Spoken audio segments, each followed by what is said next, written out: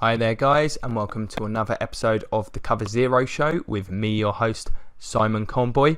Continuing on with my franchise review series. I've really enjoyed doing the research and producing these videos, so I hope you guys enjoyed them too, find them very informative. This episode will be focusing on the Miami Dolphins. So what this series is doing, I'm going through all the coaching changes in the last decade, as well as coming up with the team's overall record, highlighting playoff appearances, that kind of thing, and then evaluating the last 10 draft classes in order to, at the end of the week, see if there's any kind of correlation between wins and drafting well. So I'll explain the draft system, grading system I've attached a bit closer to when I cover that, but for now we'll just go with the basic organizational overview. So in the last decade, the Miami Dolphins have amassed a 71 wins and 89 losses. So I guess when you count the 1-15 season that's in there, that pretty much ends up evening out to 50-50. That season, of course, being a massive anomaly in terms of the records. I mean, if you look at this, we've got 3 7-9s, 2 8-8s, a 10-6, a 6-10, and a random 11-5, or 2 6-10. So generally hovering around the middle of the pack most years. And in terms of the coaches, we've had 3 in this time frame. Tony Sparano. Oh no, we had Cam Cameron in the 07 season. That obviously was a total disaster. Tony Sparano after that. From the 2012 season up until the 2015 season, we had Joe Philbin. And now it is Adam Gase, who did a great job last year. In that time, they've managed to amass only 2 playoff appearances, of course, as we all know. This is the Patriots division. Everyone else is just playing in it. So 2 playoff appearances, 1 division title, that being the year that Tom Brady missed. So getting to the Dolphins draft picks in the last 10 years. For this, I am going through the first 3 rounds, each individual pick, and deciding whether they were a solid pick. So if the team would have been happy with that selection and what they got out of the player. Sometimes the player's gone on elsewhere and had great success, but if looking back, that was a solid pick. That will attribute a +1 score. If they didn't really get, it was a mediocre pick, nothing to write home about, but not a total disaster, I will not impact the score. And if they were a disaster or just underachieved for their draft position, they will be deemed a bust, and that will attribute a -1 score. Being a bit more harsh on my first round grades, taking more into account where they were drafted. Of course, expectations a lot higher for a top 10 pick than a player picked right at the back end of the first round. So, and also on top of that, value picks. Anyone picked in rounds 4 through 7 will be designated a value pick. Having done all this research, it is frankly unbelievable how few of these players ever see the field. So yeah, interesting stuff there. I will only highlight those that have been valued. They will add a +1 to the team's overall score. So going back to the 2007 draft, this first rounder, I remember this quite well, mainly for the reaction. 9th overall wide receiver Ted Ginn Jr. He's gone on to have a somewhat solid career, even if it is just as a one-dimensional deep threat and kick return guy. Clearly a bust though for a top 10 pick. Was a bit of a disaster for Miami. In the second, quarterback John Beck, he was a bust. In the second also, center Samson Satelli, he had a reasonable NFL career. Not going to grade him as a bust, but not quite good enough to be a solid pick either. In the third, Correa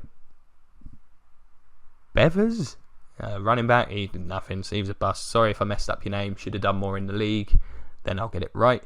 And then in the fourth, Paul Soliai, the big defensive tackle, he had a number of good seasons there. He provided a good value pick for this franchise, so good job there. Moving on to the 2008 draft, the team had the first overall pick this year, and they picked offensive tackle Jake Long. I'm I'm going to go over solids. His career, of course, ended up being hampered and shortened by injuries, but for a period of time in his early career, he was one of the best left tackles in football. Really good all-round player in that time frame. Managed to get 1 All-Pro, 4 Pro Bowl nods. So, his first overall pick, but they got unlucky with it. I think if he'd been able to stay healthy, he would have been one of the best tackles in the league for a long time. So I'm going to give it a solid. In the second round, defensive end Philip Merling. He was a bust. He did nothing in the league. Also in the second, Chad Henne, the quarterback. Not quite a bust. I think he's a solid backup. Shown he could start in a pinch. Not giving it a solid pick either, though. It's just mediocre. And in the third, Kendall Langford, the defensive lineman. He was a good player, a good pick in the third. That goes down as a solid. The 2009 draft now. First round with a 25th overall pick, cornerback Vontae Davis. Bit of a difficult career in Miami, but since he's gone to the Colts, he's turned into a really good player. Can understand why the Dolphins drafted him where he did. Obviously very talented. He's shown that. Has to go down as a solid pick. Had moments in Miami. Shame it didn't work out for them. Really, the Colts are the ones that are capitalising on it. In the second round, he's been graded as solid. In the second round, Pat White, the quarterback. That was a bust. Also in that second round, Sean Smith, the cornerback. He's been a very good player for a long time. We used to make jokes all the time about how he couldn't catch. Solid corner though. Good player. Good second round value there for sure. In the third, wide receiver Patrick Turner. Don't remember him ever doing anything. That goes down as a bust. And in the fourth, Brian Hartline, the wide receiver. One of my friends will be very happy to hear him mentioned as a value pick. Just about right on the edge, but was a reasonable contributor for Miami for a little while. We then move on to the 2010 draft. And we've got first round pick Jared Odrick, defensive lineman, with the 28th overall pick. I've simply graded that one as mediocre. Wasn't a great player, but certainly a contributor there in Miami. Not a bust by any means, but just mediocre. In the second round, Koa Misi, the linebacker. This was another difficult one where it was, do I make him a bust? He's not been a solid player. Bit of a liability, but he's been a starter for a while, so I will give them no grade for him. In the third, John Jerry, the offensive lineman.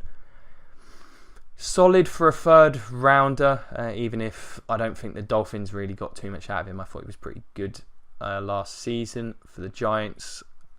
I'll go with solid there. He at least provided reasonable depth at one point. In the fifth, this is a great pick. Rashad Jones, the safety, one of the best safeties in the league at the moment. Yeah, that's a home run. Absolutely nailed that one. And also in the fifth, Nolan Carroll.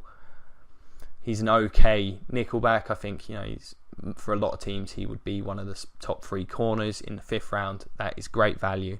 That also goes down as a value pick.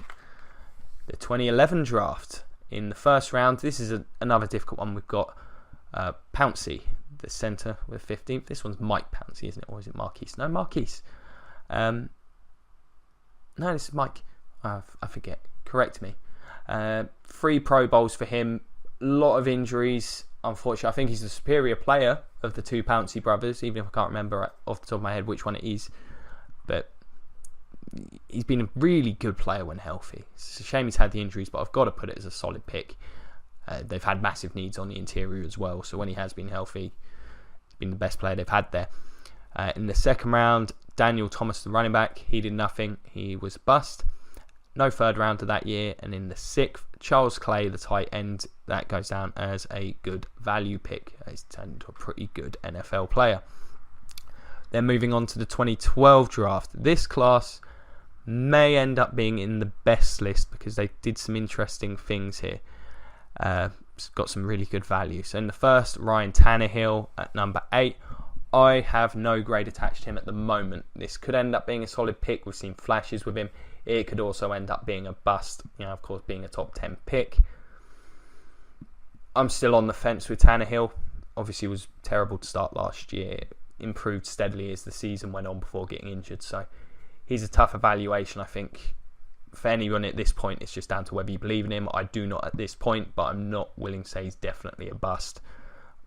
I hate sitting on the fence, but I just feel like I have to do it here.